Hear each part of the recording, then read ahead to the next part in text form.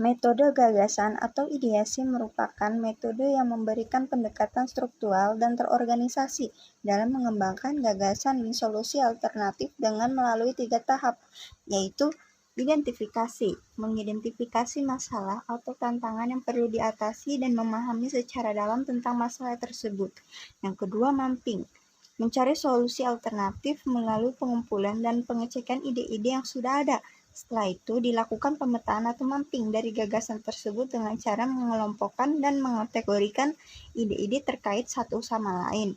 Dan yang ketiga, alternatif solusi, menghasilkan alternatif solusi yang terbaik dengan memilih ide-ide yang paling layak, mempertimbangkan kelebihan dan juga kekurangan dari setiap solusi, serta dapat mengevaluasi solusi-solusi yang telah dihasilkan. Adapun beberapa proses yang perlu dilakukan dalam sesi ideasi, yaitu yang pertama brainstorming, mengumpulkan gagasan atau ide dan mencari solusi dari sebuah masalah. Yang kedua, brain dumping. Brain dumping ini mirip dengan brainstorming. Bedanya brainstorming dilakukan secara bersamaan dalam satu waktu oleh anggota tim, sementara brain dumping dilakukan sendirian. Masing-masing anggota tim menulis idenya di post-it atau di kertas flip card, kemudian masing-masing mempresentasikan di grup. Dan yang ketiga, reverse brainstorming. Jika brainstorming bertujuan untuk mencari solusi, maka referensi brainstorming bertujuan untuk mencari masalah. Biasanya kita menjadi lebih kreatif saat kita diminta untuk mencari masalah atau membuat sebuah masalah yang menjadi lebih kompleks. Proses reference brainstorming dapat dibagi menjadi 4 tahap. Yang pertama, problem. Di tahap ini, tim mengidentifikasi masalah yang ingin dipecahkan. Yang kedua, reference. Anggota tim membalik cara pikirnya, seperti meminta bagaimana cara untuk membuat masalah semakin buruk.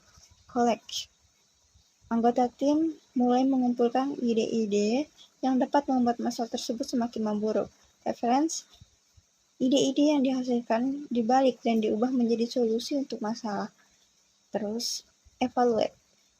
Anggota tim mengevaluasi bagaimana ide solusi dan dapat bagaimana solusi yang kira-kira dapat memecahkan masalah utama. Yang keempat, sketchstorming. Sketchstorming adalah proses menghasilkan ide dengan cara membuat sketsa. Proses ini memungkinkan kita untuk memvisualisasi ide-ide yang abstrak menjadi lebih konkret. Cara struktur brainstorming terdiri atas 3 tahap. Yang pertama, divergensi, menetapkan masalah dan mencari ide-ide yang memungkinkan untuk memecahkannya. Kedua, emergensi, mengeksplorasi masing-masing ide, mencampurkannya dan memastikannya. Nah, selanjutnya konvergensi, menyimpulkan ide mana yang harus ditinjak lanjuti.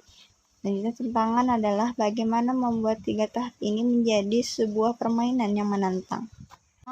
Crowdsourcing, memanfaatkan kerumunan untuk menghasilkan ide-ide baru, misalnya dengan melemparkan isu masalah tentang di media sosial, misalnya juga dengan melakukan survei konsumen atau membuat fokus grup diskusi. Yang ketujuh adalah bodystorming. Bodystorming adalah teknik memunculkan ide dengan cara mengalami secara fisik situasi yang menjadi masalah. Misalnya, kita ingin menemukan solusi untuk masalah nyeri leher akibat mengetik di laptop terlalu lama. Maka kita bisa lakukan simulasi duduk di depan laptop, kemudian menulis bereksperimen posisi seperti apakah yang mungkin menyebabkan sakit leher, kemudian menulis berbagai ide yang muncul saat kita melakukan simulasi tersebut.